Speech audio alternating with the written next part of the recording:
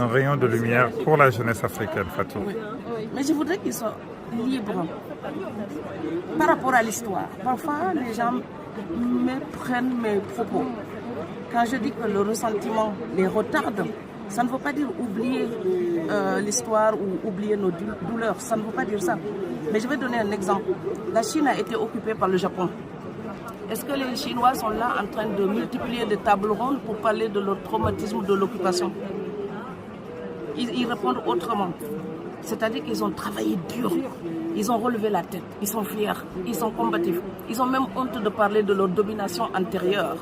Et donc, ils sont là en train de rivaliser aujourd'hui avec les États-Unis. Est-ce que le Japon peut avoir encore l'idée d'aller les occuper? Pas du tout. Donc, répondre par la pratique, c'est être pragmatique, c'est prendre sa place au monde. Se dire victime ne vous soulagera de rien. D'ailleurs, je vais dire une chose en Wolof. Ko yàgg naan sa maam moo daan sama maam mu yàgg naan la yow sama maam moo man sa maam. Donc si vous dites tout le temps à quelqu'un votre père a terrassé mon père, il passera sa vie à vous dire mon père est plus fort que votre père. C'est ça que je voudrais enlever dans la tête de la jeunesse africaine, leur dire libérons-nous. Nous n'ignorons pas nos douleurs. Nous les connaissons tellement bien. Nous les avons étudiées. Mais nous sommes assez mûrs, assez grands, assez autonomes, assez intelligents pour nous dire qu'il y a un autre chemin possible. On nous a trompés hier, aujourd'hui j'ai les yeux ouverts.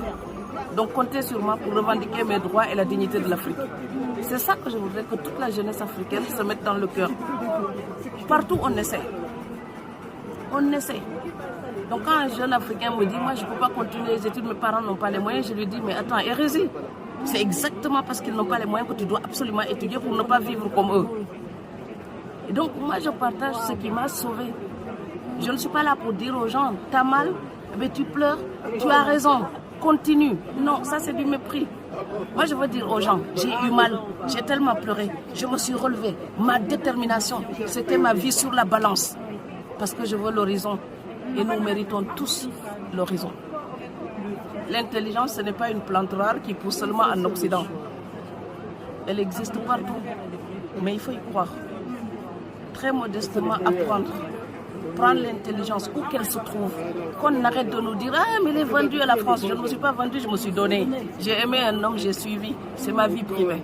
Ça ne m'empêche pas de porter l'Afrique dans mon cœur. Les humains ne sont pas des baobabs ou des cocotiers. À Nyodjo, j'ai laissé les cocotiers de mon grand-père. Dans ma tête, j'ai les mots de mon grand-père et de ma grand-mère. Je les emporte partout.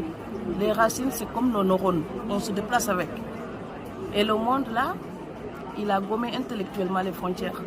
Il n'y a que nous qui sommes encore là, en train de nous discuter des appartenances. Et regardez l'art de Picasso. Vous reconnaîtrez l'Afrique, nos masques africains. Si c'était nul, il ne s'en inspirerait pas. Donc ce que nous prenons pour classique, c'est le folklore des autres qui nous ont appris à respecter. Donc, Kholal Manela. Ananga fecha jala, korfade sengor falora dabaye, yon faden so fela hami. Et j'ai même écrit une chanson inspirée des chants bibliques sérères pour encourager les gens au travail. Et c'est moi qui l'ai écrite. Korma maroga fedanga django. Django djalik roga feda korma me. Ça c'est moi. Donc ça veut dire quoi? Kormama, donc c'est quand on fait l'éloge d'un homme, d'un garçon, d'un frère, d'un chéri. Donc bravo. Le soleil se lève. Lève-toi et va travailler. Django djalik roga feda kormama. Le lendemain, c'est ce que nous en faisons. Le rideau ne se lève pas tout seul. On voit les rayons du soleil, mais il faut écarter son rideau soi-même.